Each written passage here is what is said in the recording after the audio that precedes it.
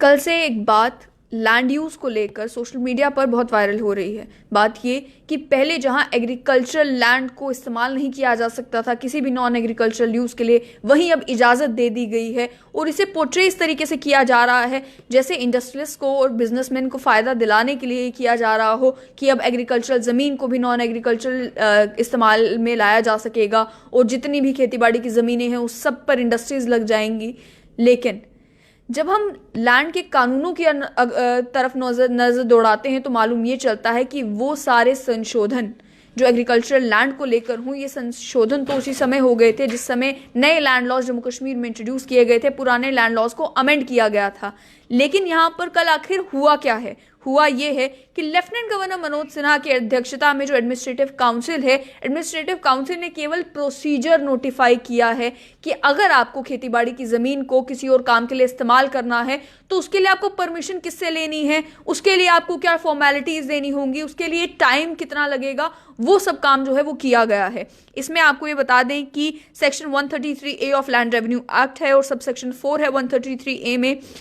जिन का सब सेक्शंस को में जो है डिफाइन किया गया है, बताया गया है कि किस तरीके से अगर आपको खेती बाड़ी की ज़मीन को किसी और काम के लिए इस्तेमाल करना है, आपको कोई बिल्डिंग उसके ऊपर खड़ी करनी है, आपको कोई कंस्ट्रक्शन उसके ऊपर करनी है, तो क्या प्रोसीजर रहेगा, क्या फॉर्मेलिटीज़ पूरी करनी होगी। इसमें जो रेगुलेशंस लाई गई हैं, कहा यह जा रहा है कि किसानों के लिए एक बहुत बड़ी राहत की बात है। पहले जब ये कानून आए थे तो किसानों ने ही ये सवाल खड़ा किया था कि हमारी ज़मीन खेती बाड़ी की ज़मीन है, अगर उस ज़मीन पे मुझे ही अपना मकान बनाना है तो मुझे इजाज़त क्यों ना हो, अगर उस ज़मीन पे मुझे अपना मकान बनाना है तो मैं उसके लिए किसी से परमिशन क्यों मांगूं। और ये कहा भी इसीलिए गया था क्योंकि रेवेन्यू डिपार्टमेंट में जब देखा जाता है कि अगर ज़मीन का कोई भी मामला हो, परमिशन का कोई भी मामला हो, छोटे छोटे परमिशंस के लिए भी लोगों का ये कहना है कि हमें सालों लग जाते हैं, उसके बाद जाकर परमिशन मिलती है। इस वजह से किसान परेशान था कि अगर मुझे अपनी ज़मीन के ऊपर अपना मकान खड़ा करना है तो मुझे परमिशन क्यों लेनी है। कल जो प्रोसीजर नोटिफाई हुआ उसमें यह बताया गया कि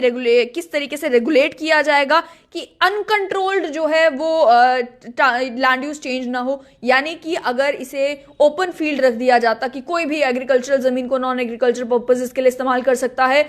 तो सरकार का ये कहना है कि ये इंश्योर करने के लिए कि फूड ग्रेन्स की भी शॉर्टेज ना हो, खेतीबाड़ी की जाती है ताकि फूड ग्रेन्स उगाई जा सके, फ्रूट वेजिटेबल्स उगाई जा सके और उसका इस्तेमाल आम लोग कर सके। तो अगर सारी ही एग्रीकल्चरल लैंड को नॉन एग्रीकल्चरल यूज के लिए इस्तेमाल कर लिया जाएगा तो एक शॉर्टेज जो है वो फूड ग्रेन्स की पड़ जाएगी। इसीलिए इस लैंड यूज को रेगुलेट करने के लिए कानून बनाया गया था और रेगुलेट करने के लिए अब अगर कानून बनाया ही गया तो उसमें किया क्या गया है? किया ये गया है कि डिस्ट्रिक्ट कलेक्टर को ताकतें दे दी गई हैं कि अब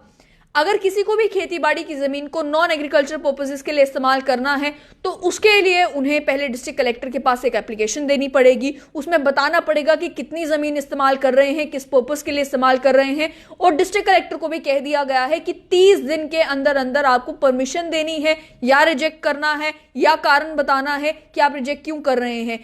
तो डिस्ट्रिक्ट कलेक्टर को भी टाइम बाउंड मैनर में कह दिया गया है कि आपको परमिशन ग्रांट कर देनी है, देखते हुए कि जो लैंड यूज हो रहा है जस्टिफाइड है, ठीक है, नहीं है। ये सारे पैरामीटर्स को ध्यान में रखते हुए डिस्ट्रिक्ट कलेक्टर को 30 दिनों के अंदर अंदर परमिशन देनी है। और ये कहा गया है कि 12.5 एकड़ के करीब करीब अगर लैंड यूजेज की जो परमिशन देने की ताकतें हैं वो डिस्ट्रिक्ट कलेक्टर को दी गई हैं। उसके अलावा उस पर जो है 5% स्टैम्प ड्यूटी भी लगेगी, 5% फी देनी पड़ेगी अगर लैंड यूज चेंज करना है तो। साथ ही में अगर किसी को अपना घर बनाना है, यानी कि अपना रेजिडेंशियल हाउस बनाना है या फिर फार्मिंग रिलेटेड ही कोई स्ट्रक्चर खड़ा करना है, आपकी फसलें जहां पर उगती हैं वहीं पर आप चाहते हैं कि मैं एक स्टोरेज शेड बना लूं, वहां पर वहीं पर आप चाहते हैं कि सीड्स या पेस्टिसाइड्स या बाकी अपना इक्विपमेंट स्टोर करने के लिए मैं छोटा सा एक वहां पर या वेयर हाउस बना लूं, एक स्टोरेज यूनिट बना लूं, वहां पर फार्मिंग रिलेटेड ही एक्टिविटी के लिए मैं वहां पर कोई कंस्ट्रक्शन कर लूं, तो उसके लिए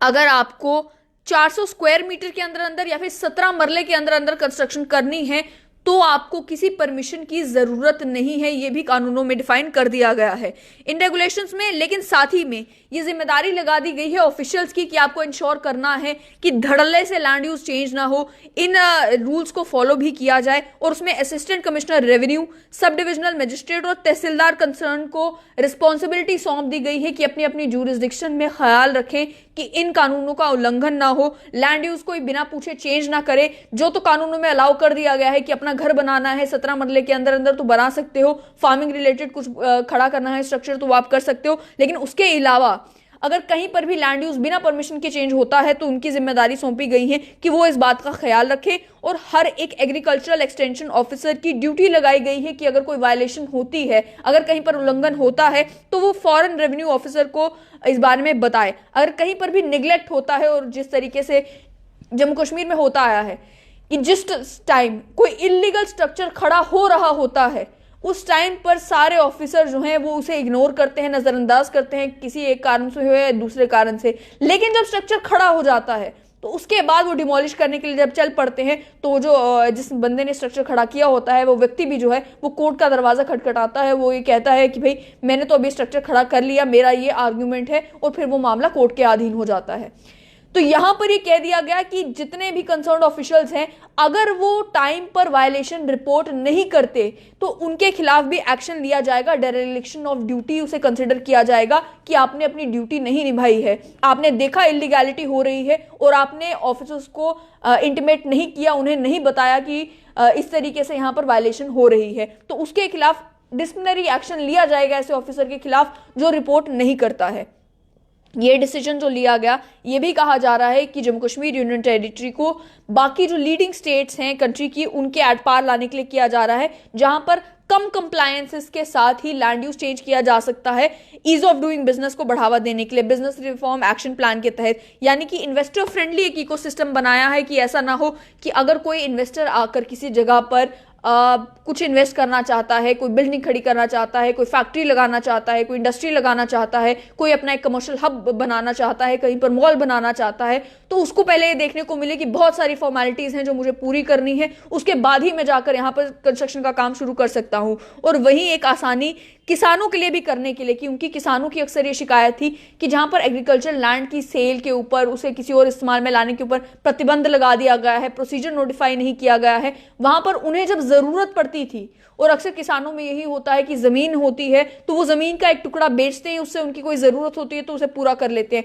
घर में कोई परेशान है, मेडिकल का खर्चा बहुत हो रहा है, तो वो ये करते हैं कि जमीन थोड़ी सी बेच ली, उससे जो पैसे मिले उसे उस काम के लिए इस्तेमाल किया। तो उनकी ये परेशानी बन रही थी कि अब हम अपनी जमीन पे हमारा ही हक नहीं है कि हम जमीन नहीं बेच पा रहे, हम जमीन को किसी और काम में नहीं ला पा रहे, हमें अपना ही घर खड़ा करना है अगर अपनी जमीन के ऊपर, तो क्योंकि खेतीबाड़ी की जमीन है हम उस पर कर नहीं पा रहे। तो इन सब चीजों को भी आसान करने के लिए नोटिफाई कर दिया गया कि ये सेट प्रोसीजर है, क्योंकि प्रोसीजर की एब्सेंस में तरीका नहीं था कि परमिशन किस तरीके से दी जाएगी, और अगर तरीका नहीं होगा तो ना ही किसान वो कुछ बना पा रहे थे उसे, ना ही उसे किसी और चीज के लिए इस्तेमाल कर पा रहे थे, और ना ही उनके पास कोई ऑप्शन था अपील के लिए। तो अभी रूल्स नोटिफाई करने के बाद एक आसानी उनके लिए हो गई है कि अगर उन्हें कोई भी अगर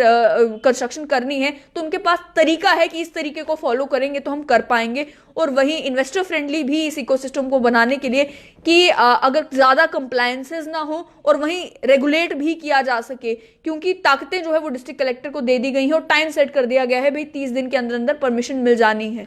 30 दिन के अंदर परमिशन मिलने के बाद जो एप्लीकेंट है जिसने अप्लाई किया है लैंड यूज चेंज के लिए, उसके पास 1 साल का समय है कि वो कंस्ट्रक्शन जो भी करना चाहता है, उस लैंड यूज को जिस भी तरीके से इस्तेमाल करना चाहता है, जिसकी परमिशन उसने डिस्ट्रिक्ट कलेक्टर से ली है, वो 1 साल के अंदर अंदर उसका इस्तेमाल कर सकता है। तो 1 साल के टाइमलाइन जो है वो एप्लीकेंट के लिए भी फिक्स कर दिया गया है। अब ये कानून